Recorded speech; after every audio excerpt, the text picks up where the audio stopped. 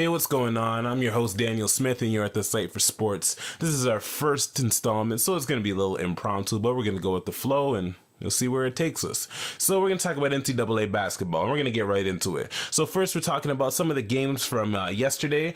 That'd be Syracuse at Pitt, Kansas at Baylor, Missouri at Texas A&M, and Marquette at Louisville. Those are the couple of games we're going to touch on. We'll go to Syracuse and Pittsburgh. I was surprised at how close the score was. I watched the game, and to be honest, yeah, I know all the starters didn't play the entire time, and so you can't really, gauge the game by the final score. But still, Pittsburgh has not really been playing the most fundamental basketball out there, and Syracuse is supposed to be number one in the nation, so it's a bit surprising considering this is supposed to be your resume for the tournament, right? Next, we have number 7 Kansas, number 3 Baylor. This was supposed to be a big throwdown, a marquee matchup between two of the top teams. Baylor still undefeated coming into this. What happens? Not really sure, to be honest. Kansas absolutely wails on them. They just thumped them. Perry Jones III, this is his NBA application right here. He's on the biggest stage, and he was non-existent. Thomas Robinson shows why he is the front runner for MVP in my eyes and many other eyes around the league. Missouri and Texas A&M. We know what happened there. Missouri ran them out of the gym, but that was expected. Frank Haith has that team going in the right direction. It'll be good to see that matchup next week against Baylor. That's the big test. That's where it all goes down.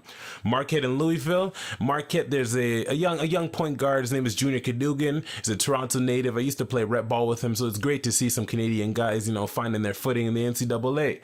They put it to Louisville a little bit, which is not surprising considering Louisville, since that loss to Kentucky, they really haven't had a direction other than down almost. I don't know if Pitino is still thinking about Calipari, their rivalry in the past, what's going on there, but Louisville hasn't really been focused, and so it's not surprising to see Marquette put it on them.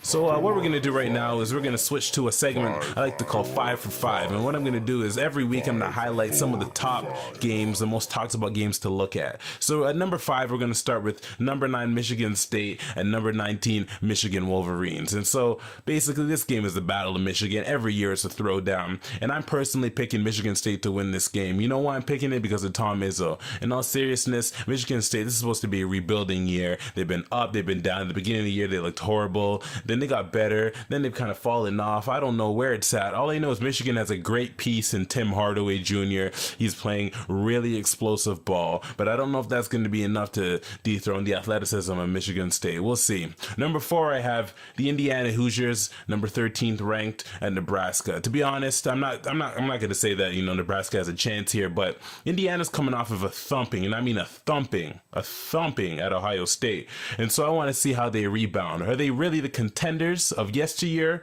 or are they pretenders? What Indiana's going to show up at Nebraska?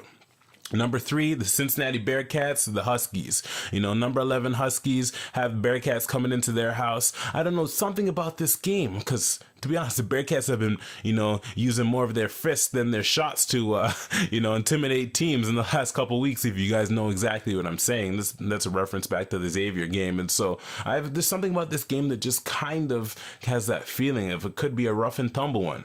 Number 2, this game I think is going to be the biggest one under the radar, but it's the one a lot of people should pay attention to. The Florida State Seminoles go to the Duke Blue Devils, number 4 in the nation. Now, Duke is my team, but anyone that knows Duke, especially in the last couple of years, they know that they're not that team that's going to knock you out. They don't overwhelm you. They slowly lull you to sleep with, well executed plays. They don't have any outstanding athletes. They just play good basketball.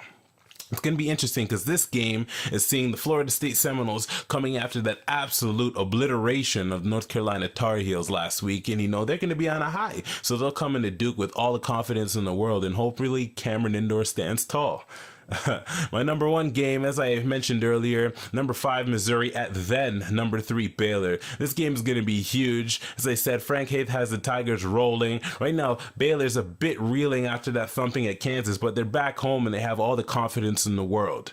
So there's my top 5. We have one more notable game, and this game is number 1 Syracuse. They're going to Notre Dame. The Irish haven't had the greatest of seasons, but the thing is, they're a bit peeved at just losing their home winning streak, and so Syracuse tease is coming in. That's, what is that? That's a recipe for an upset.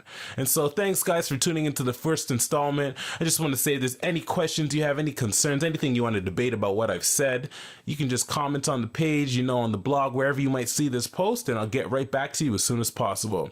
Thanks again. You visited the Site for Sports. See you next week. Daniel Smith. Peace.